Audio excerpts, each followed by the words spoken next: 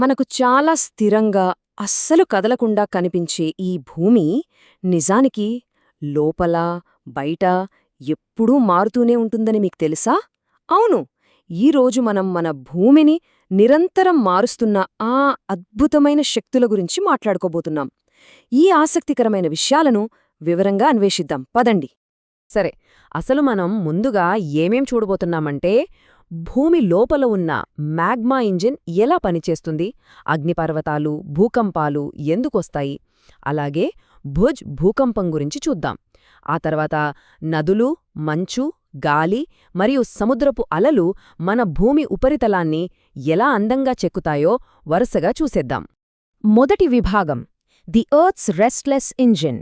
అసలు భూమి లోపల ఏమాగుతోంది, ఆ అదృశ్య యంత్రాంగం ఎలా ఉందో ఇప్పుడు చూద్దాం. మనం నిలబడియున్న ఈ భూమి పైపొర ఒకే పెద్ద ముక్కలాగా కాకుండా పగిలిన పలకల్లాగా విడిపోయుంటుంది. వీటినే లిథోస్ఫెరిక్ ప్లేట్స్ అంటారు. ఈ పలకలపైనే మన ఖండాలు, మహాసముద్రాలు అన్నీ ఉన్నాయి. కాని ఇక్కడో అద్భుతమైన విషయమేంటంటే, ఈ భారీ పలకలు ఒకే చోట స్థిరంగా ఉండవు. అవి కదులుతూనే ఉంటాయి. కాకపోతే సంవత్సరానికి కేవలం కొన్ని మిల్లీమీటర్లు మాత్రమే. అంటే చాలా నెమ్మదిగా అన్నమాట. ఇదెలా జరుగుతుందో అర్థం చేసుకోవడానికి ఈ ఉదాహరణ చూడండి. ఒక బీకర్లో నీటిని వేడి చేస్తున్నప్పుడు అందులోని కాగితం ముక్క వేడి నీటితో పాటు పైకి వచ్చి మళ్లీ నీరు చల్లబడగానే కిందకు వెళ్తుంది కదా. భూమి లోపలుండే కరిగిన మ్యాగ్మా కూడా అచ్చం ఇలాగే వృత్తాకారంలో నిరంతరం కదులుతూ ఉంటుంది. ఆ కదలికల వల్లే పైన ఉన్న పలకలు నెమ్మదిగా కదులుతుంటాయి. ఎంత ఆశ్చర్యంగా ఉందో కదూ. ఇలా పలకలు కదలడం వల్ల భూమిపై మార్పులు వస్తుంటాయి. ఈ మార్పులకు కారణమయ్యే శక్తులను మనం సింపుల్గా 2 రకాలుగా విభజించవచ్చు. భూమి లోపల పనిచేసే శక్తులను ఎండోజెనిక్ లేదా అంతర్గత శక్తులు అని, భూమి ఉపరితలంపై పనిచేసే శక్తులను ఎగ్జోజెనిక్ లేదా బాహ్య శక్తులు అని పిలుస్తారు. గుర్తుపెట్టుకోండి, లోపల జరిగేది ఎండోజెనిక్, బయట జరిగేది ఎగ్జోజెనిక్. ఇప్పుడు రెండవ విభాగం, ఎండోజెనిక్ శక్తులు, అగ్నిపర్వతాలు, భూకంపాలు. ఈ లోపలి శక్తులు ఎప్పుడూ నెమ్మదిగా ఉండవు. ఒక్కోసారి చాలా అకస్మాత్తుగా బయటపడి భారీ విధ్వంసాన్ని సృష్టిస్తాయి. ఒక అగ్నిపర్వతం లోపలి నిర్మాణాన్ని గమనిస్తే ఒక ఆసక్తికరమైన విషయం అర్థమవుతుంది.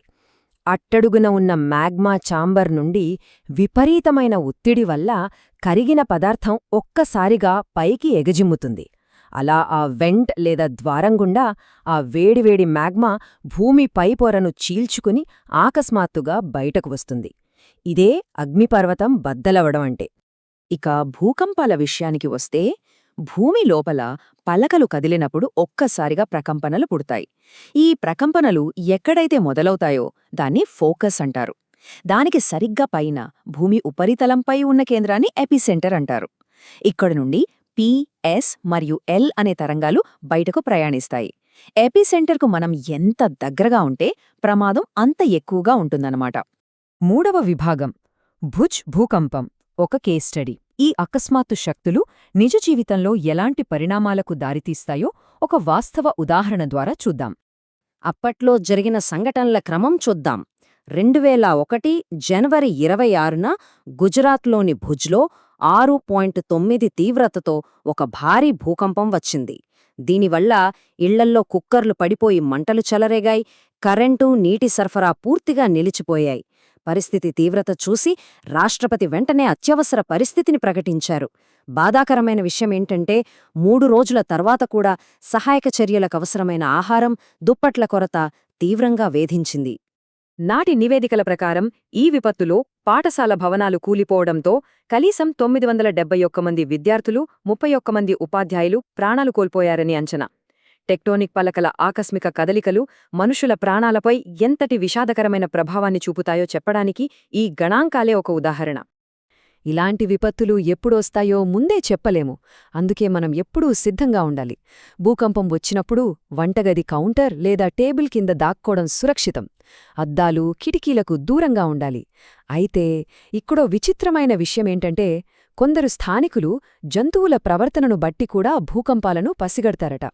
చెరువులోని చేపలు అటూ ఇటూ వేగంగా కదలడం, లేదా పాములు అకస్మాత్తుగా కలుగుల నుండి బయటకు రావడం లాంటివి చూసి వాళ్లు ముందుగానే అప్రమత్తమవుతారు. సరే, ఇప్పుడు 4వ విభాగం, ఎక్సోజెనిక్ శక్తులు, నదులు మరియు మంచు. భూమి లోపలి భయంకరమైన శక్తుల గురించి తెలుసుకున్నాం కదా. ఇప్పుడు కాస్త శాంతించి భూమి ఉపరితలాన్ని ఎంతో అందంగా నెమ్మదిగా చెక్కే బాహ్యశక్తుల గురించి మాట్లాడుకుందాం.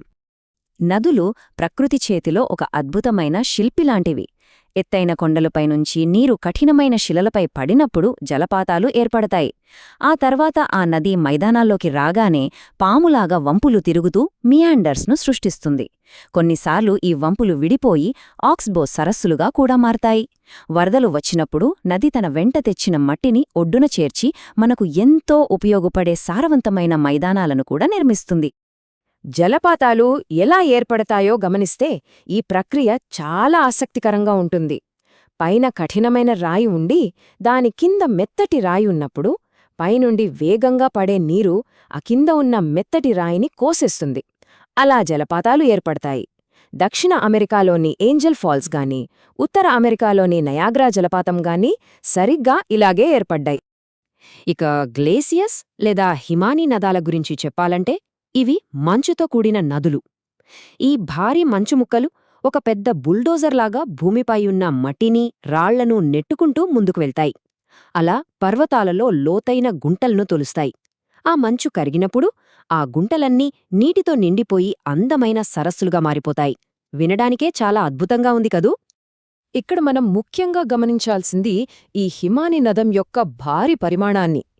ఇంత నెమ్మదిగా కదిలే మంచు కూడా తన దారిలో ఉన్న కఠినమైన పర్వతాలను ఎలా సులభంగా కోసుకుంటూ వెళ్తుందో కదా. ఇవి తమతో పాటు తీసుకొచ్చిన చిన్న చిన్న రాళ్ళు, ఇసుకను ఒకచోట చేర్చి మొరెయిన్లను కూడా ఏర్పరుస్తాయి. ఇక 5వ విభాగం ఎగ్జోజెనిక్ శక్తులు. గాలి మరియు సముద్రపు అలలు. ఇవి తీర ప్రాంతాలను, ఎడారులను ఎలా మారుస్తాయో ఈ చివరి భాగంలో చూసేద్దాం. సముద్రపు అలలు, ఎడారి గాలులు చేసే మ్యాజికేంటో పోల్చి చూస్తే మనకొక విషయం అర్థమవుతుంది. సముద్రపు అలలు నిరంతరం రాళ్లను ఢీకొడుతూ గుహలను, ఆర్చ్లను, అందమైన బీచ్లను సృష్టిస్తాయి. మరోవైపు ఎడారిగాలి ఇసుకను మోసుకెళ్లి పుట్టగొడుగు రాళ్లను, ఇసుక దిబ్బలను నిర్మిస్తుంది. ఈ రెండింటి శైలి వేరేనా, అవి సృష్టించే భౌగోళిక ఆకృతులు మాత్రం అద్భుతం. గాలి గురించి ఇంకొంచెం వివరంగా చూద్దాం. ఎడారిలో వేగంగా వీచే గాలులు రాళ్ల పైభాగం కంటే కింది భాగాన్ని చాలా వేగంగా కోసేస్తాయి. దానివల్ల ఆ రాళ్లు కింద సన్నగా, పైన వెడల్పుగా మారి అచ్చం పుట్టగొడుగుల్లా కనిపిస్తాయి. వీటినే మష్రూమ్ రాక్స్ అంటారు. అలాగే గాలితో పాటు చాలా దూరం ప్రయాణించిన సన్నటి ఇసుకరేణువులు ఒకేచోట పెద్ద ఎత్తున పోగుపడితే వాటిని లోయస్ అంటారు. ఇలాంటివి చైనాలో మనకు చాలా ఎక్కువగా కనిపిస్తాయి. ఇక సముద్రపు అలలు శిలలను ఎలా మారుస్తాయో దశలవారీగా గమనిస్తే అలలు పదే పదే రాళ్లను కొట్టడం వల్ల మొదట పెద్ద గుహలు ఏర్పడతాయి. కాలక్రమంలో ఆ గుహల లోపలి భాగం కోతకు గురై కేవలం పైకప్పు మాత్రమే మిగిలి ఆర్చ్లాగా మారుతుంది. ఆ తర్వాత ఆ కప్పుగూడ కూలిపోయి సముద్రంలో కేవలం నిలువుగోడల్లాంటి స్టాక్స్ మాత్రమే మిగులుతాయి. ఎంత కఠినమైన రాళ్లనైనా సరే ఈ అలలు ఎలా కరిగించేస్తాయో కదా. మనం గమనించినా గమనించకపోయినా భూమి నిరంతరం తనను తాను కొత్తగా మలుచుకుంటూనే ఉంటుంది. ఇదంతా చూశాక ఒక చిన్న ప్రశ్నతో ముగిస్తాను. సరిగ్గా ఇప్పుడు మీరు మీ కిటికీలోంచి బయటకు చూస్తే అక్కడి ప్రకృతి దృశ్యాలను నిశ్శబ్దంగా మార్చేస్తున్న ఆ శక్తి ఏమై ఉంటుంది? అది గాలి చేస్తున్న పనా, లేక భూమి లోపల కదులుతున్న పలకల పనా? దీని గురించి ఒక్కసారి ఆలోచించండి.